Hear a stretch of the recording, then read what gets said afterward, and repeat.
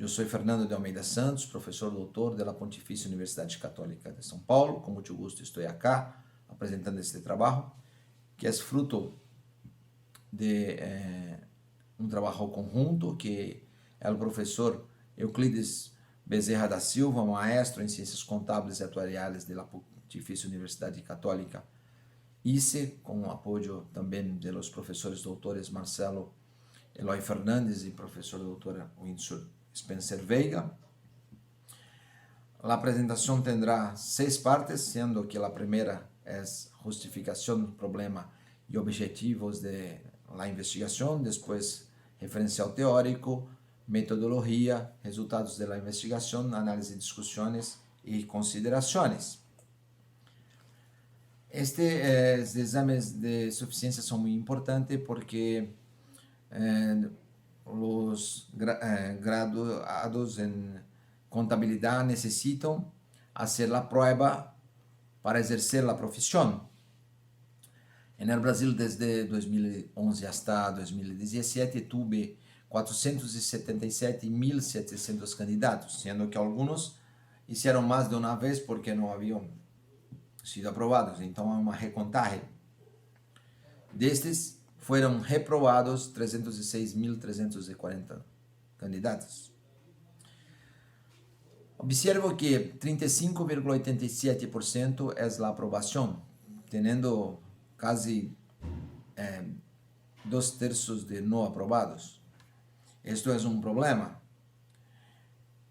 Portanto, o problema de investigação é as instituições de educação superior que lograram os melhores indicadores de efetividade na aprovação do exame de suficiência têm uma estrutura curricular e uma carga de trabalho que cumpre com o plano de estudo proposto por el Conselho Federal de Contabilidade ou tem outros diferenciais que nós outros não sabemos. Então, queremos saber se havia diferenciais, se seguiam a proposta do Conselho, se era outra proposta, porque não é obrigatório seguir a proposta do Conselho, é só uma proposta.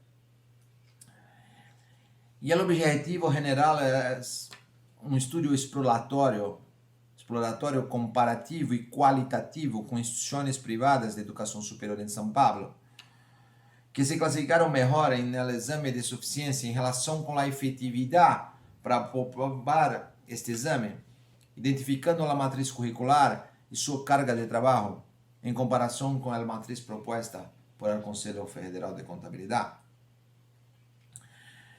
Então, tive alguns objetivos específicos, como comparar e identificar os grupos de disciplina no curso de Ciências Contábeis, a estrutura curricular e a carga de trabalho aplicada nas instituições privadas de educação superior.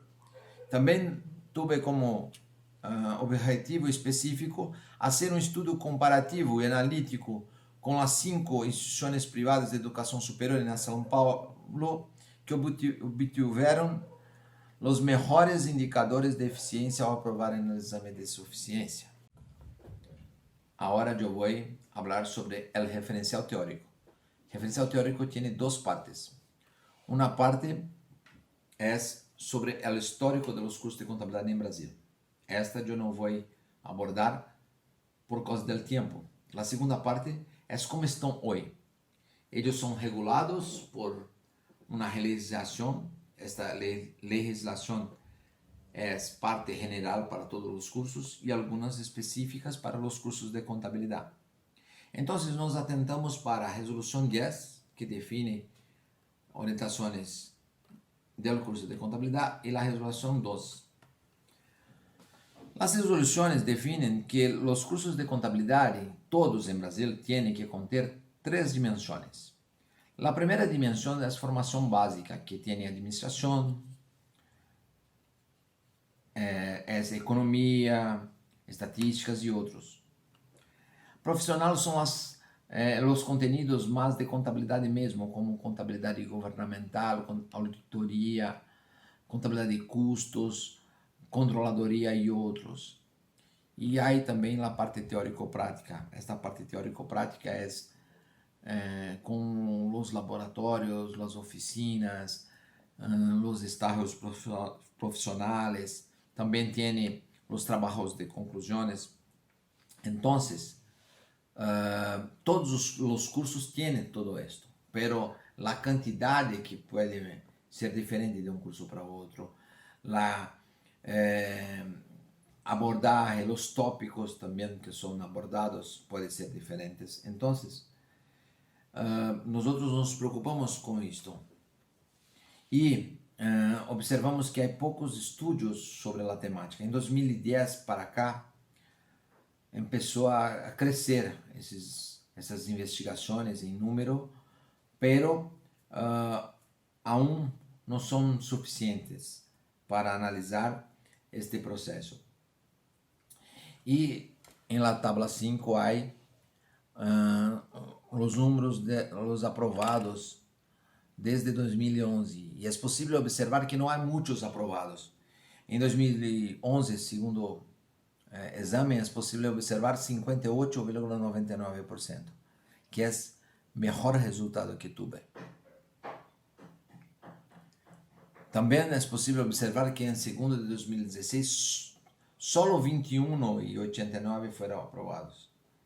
Então, é um problema muito sério a não aprovação. Também observamos que o Conselho Federal de Contabilidade tem uma proposta e que esta proposta atende todas as diretrizes e é muito completa, pero contempla 900 horas de formação básica, 1.680 de formação profissional e 420 de teórico-prática. E há também 30 de diferenciais. O que são diferenciais? São conteúdos que não estão contemplados por las diretrizes. São 3.000 horas, que é o mínimo exigido por el Ministério de la Educación. La metodología para el desarrollo del trabajo fue la siguiente. Primero, elegir las instituciones. En 2017 habían participado 1.524 instituciones en el primer examen. En segundo, 1.582.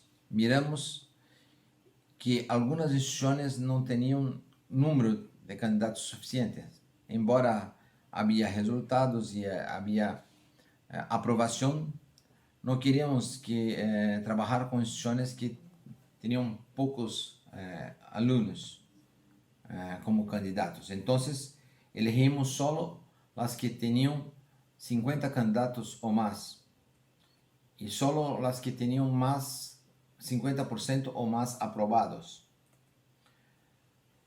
Após isto, se observou que eram 9 instituições no Brasil, sendo que destas 9, 5 eram do estado de São Paulo, que eram Centro Universitário de FECAP, Trevisan Escola Superior de Negócios, Universidade de São Judas Tadeu, Universidade Presbiteriana Mackenzie e Pontifícia Universidade Católica de São Paulo. Observem que solo estamos considerando las instituciones privadas. Bien, ¿cómo fue el fluxograma de la investigación? Primero, separar los temas de la matriz curricular. Entonces, las dimensiones que nosotros hablamos en prácticas profesionales y teórico-prácticas, elegimos los contenidos en las dimensiones, para mirar qual participava de qual grupo, de qual dimensão de forma mais adequada. Comparamos as cargas de seus contenidos e depois, com os resultados de los contenidos, hicimos os ajustes e comparamos com os resultados da matriz curricular do CFC. Então, acá é possível mirar as comparações por instituições. Os resultados apresentados em la investigação demonstraram que as instituições educativas invertem mais de 3.000 horas. 3.000 horas é necessário segundo a legislação brasileira, pero invertem mais. Esse aumento de horas de classe variou entre 8% e 47% a mais. Outra coisa é que as 4 universidades FECAP, Trevisan, Mackenzie e PUC invertem 13 a 48% a más de contenido de formação básica. E as instituições primeiro capacitam os estudantes para que conozcam, reflexionem e pensem, proporcionando uma base e uma estrutura para a educação inicial de los estudantes em la vida acadêmica e uma maior facilidade de compreensão. Por isso eu penso e nós creemos que as básicas são com cargas horárias maiores do que a proposta do Conselho. Este ponto pode ser a justificação do resultado de porcentagens mais altos para aprovar no exame de suficiência. Outra coisa é que a IES São Judas foi o único que mostrou uma diminuição de 11% de formação básica em relação à matriz do Conselho. Pero inverte em outros grupos. Se crê que essa instituição tem outra filosofia de trabalho que deve analisar-se um pouco mais a fundo, se não houver a limitação na investigação. Enquanto os conteúdos de formação profissional de las três, Trevisan, São Judas e Mackenzie, invertiram em 8% e 36%, em cima da proposta de CFC, é de destacar que Mackenzie foi que a mais invertiu, 36%.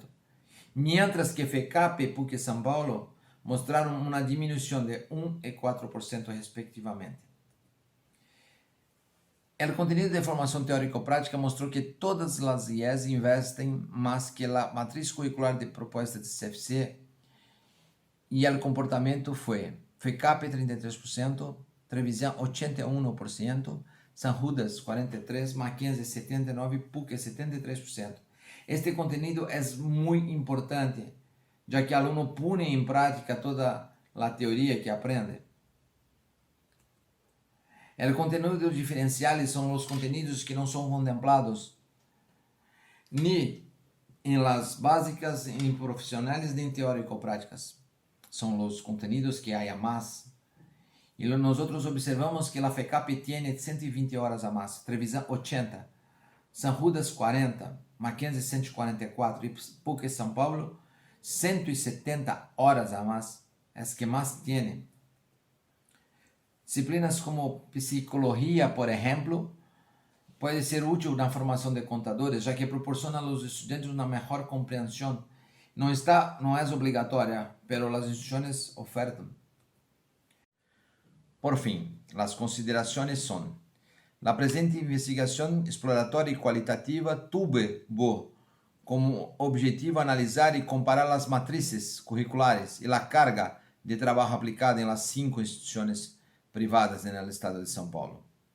Em relação com a matriz curricular ajustada do CFC, que mais aprovaram no exame de suficiência do CFC em 2017. Nessa investigação se verificou as similitudes e diferenças das IES com a matriz ajustada com do CFC, además de comparar com 4 grupos distintos de disciplinas conforme seus conteúdos. E o presente estudo também teve limitações de investigação em relação com os dados recompilados nos sítios. Os resultados obtidos se lograram e mostraram fatores que nos levam a uma reflexão. Se crê que invertir mais em formação básica como matemáticas, português, economia, direito, entre outros, facilita e capacita os estudantes para compreender todo o curso e sua capacitação profissional. E outro fator foi que as IES investigadas mantêm em sua matriz curricular conteúdos diferenciais, como psicologia, sociologia e outros. As investigações mostrou que as instituições estudadas, em sua estrutura curricular similar à proposta do Conselho Federal de Contabilidade, proporcionou mais de 50% de aprovação de los estudantes. Este hecho deja debates abertos e reflexões que puede mejorar la enseñanza de la contabilidad en la IES si se hacen cambios. Este estudio puede utilizar como benchmark en sus matrices curriculares. Gracias. Estes son nuestros contactos y estamos a disposición. Gracias.